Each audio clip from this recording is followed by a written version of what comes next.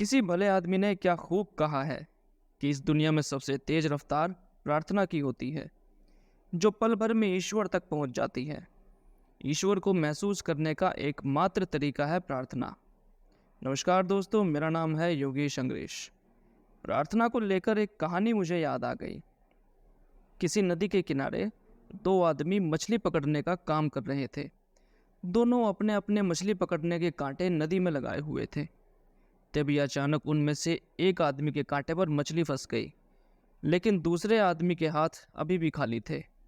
जिसके कांटे में मछली फंसी थी, वो अपनी मछली लेकर जा ही रहा था कि दूसरे आदमी यानी कि जिसके पास मछली नहीं थी, उसने उस आदमी को रोककर अपनी ताकत दिखाते हुए उससे वो मछली छीनने का प्रयास किया। और तभी मछली ने उस ताकतवर आदमी के हाथ पर थोड़ा सा काट लिया, लेकिन फिर भी वो नहीं माना। अपनी ताकत दिखाते हुए मछली छीनकर चला गया और घर जाकर मछली को अच्छे से धोकर पकाया और खा पीकर सो गया। और जब अगली सुबह उसकी आंख खुली तो उसने देखा कि जहां मछली ने काटा था वो घाव अभी भी हरा था। तब वो डॉक्टर के पास गया और अपना घाव दिखाया। डॉक्टर ने एक घाव पर पट्टी की और कुछ दवाइयाँ दी और कहा कि 2 दिन बाद फिर आ जाना। दवाइयाँ खाने के बाद भी घाव अभी हरा था। वो फिर डॉक्टर के पास गया। तब डॉक्टर ने कहा कि घाव में जहर बढ़ गया है और आपका हाथ काटना पड़ेगा। आदमी कुछ डर गया, लेकिन करता भी क्या। तो डॉक्टर ने वो हाथ काट दिया और फिर मरहम पट्टी करके फिर से 2 दिन के बाद आने को कहा। अब वो आदमी 2 दिन बाद फिर से डॉक्टर के पास गया।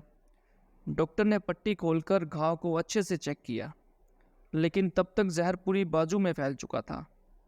डॉक्टर ने फिर कहा कि जहर बहुत बढ़ गया है और पूरी बाजू ही काटनी पड़ेगी, लेकिन वो आदमी बाजू कटवाने को तैयार ही नहीं था। डॉक्टर ने कहा कि या तो वो बाजू कटवा ले, वरना तुम्हारा मरना तय है। उसने सोचा कि अब मरने से अच्छा है तो बाजू कटवा ली जाए। तो उसने पूरी बाजू कटवाई और डॉक्टर ने फिर से वही 2 दिन वाली प्रोसेस रिपीट करने को कहा। लेकिन इस बार जब वो आदमी 2 दिन के बाद डॉक्टर के पास आया तो डॉक्टर भी देखकर हैरान था कि उसका घाव अभी भी पूरी तरह हरा था और लाखों जतन करने के बाद भी ठीक नहीं हो रहा था। डॉक्टर ने उस आदमी से पूछा कि ऐसा तुमने क्या किया कि घाव ठीक होने का नाम ही नहीं ले रहा। तब उसने पूरी स्टोरी डॉक्टर को सुनाई और तब डॉक्टर ने कहा कि वापस उस आदमी के पास जाओ जिससे तुमने अपनी ताकत के बल पर मछली छीनी थी। वह दौड़ता भागता हुआ उस आदमी के पास पहुंचा और उसके पैरों में गिरकर उससे पूछने लगा कि ऐसा तुमने कौन सा जादू टोना कर दिया कि मेरी ये हालत हो गई। तब उस भले आदमी ने एक जवाब दिया कि उसने तो सिर्फ ईश्वर से प्रार्थना की थी।